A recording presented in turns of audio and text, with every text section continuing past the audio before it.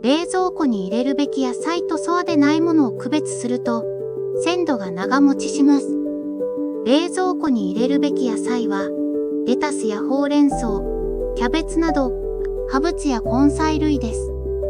これらは冷蔵庫で保存することで、シャキッとした状態が長持ちします。